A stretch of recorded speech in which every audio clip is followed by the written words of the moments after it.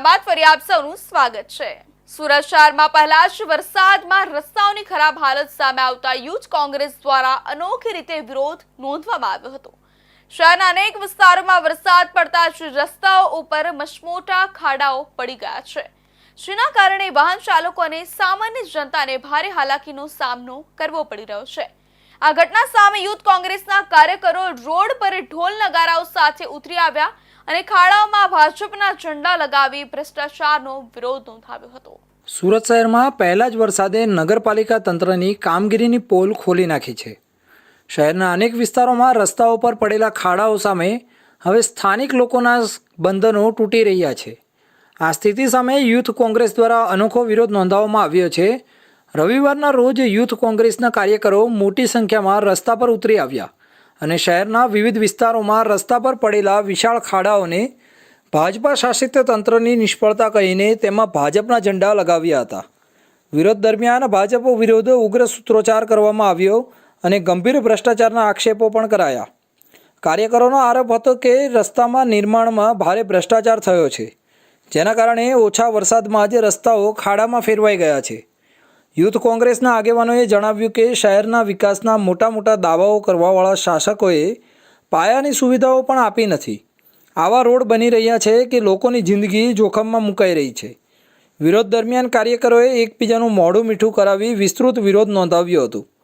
Youth કોંગ્રેસના નેતાઓએ જણાવ્યું કે શહેરના રસ્તાઓનું કામ નીચી ગુણવત્તાનું છે અને તેમાં મોટા પાયે ભ્રષ્ટાચાર થયો છે। વિરોધ દરમિયાન ઉગ્ર સૂત્રોચ્ચાર કરવામાં આવ્યા હતા અને ભાજપની નીતિઓ સામે મજબૂત અવાજ ઉઠાવાયો હતો। મોટી સંખ્યામાં યુથ કોંગ્રેસના કાર્યકરો જોડાયા હતા અને શાસક પક્ષ સામે વિરોધ વ્યક્ત કર્યો હતો। યુથ કોંગ્રેસ દ્વારા ગેરવહીવટ અને ભ્રષ્ટાચાર સામે રસ્તા પર ઉતરી વધુ આંદોલન કરવાની ચીમકી ઉચ્ચારી હતી।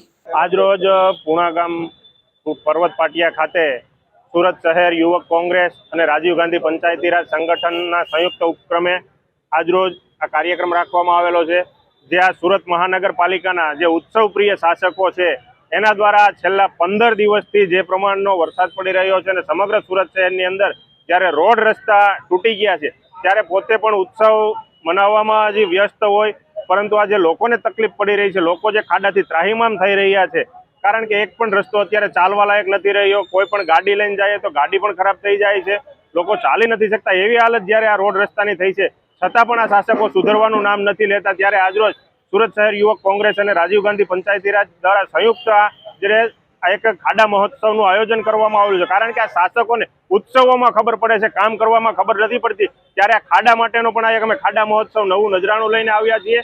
વિરોધ પ્રદર્શન દરમિયાન ખાડાઓમાં સિમેન્ટ નાખીને ખાડા પૂરવાનું ઢાંકપીછોણા પણ અપનાવાયા હતા, જેથી તંત્રને નિંદા કરતા આંદોલનકારીઓએ કાર્ય પણ કર્યું હોવાનો સંદેશ આપ્યો હતો। સુરતના ખરાબ રસ્તા અને તંત્રની જવાબદારી સામે આવા પ્રદર્શન હવે વધુ ઉગ્ર બને તેવી શક્યતા છે। યુથ કોંગ્રેસે તંત્રને ચેતવણી આપી છે કે જો યોગ્ય કામગીરી નહીં થાય તો શહેરવ્યાપી આંદોલન કરાશે।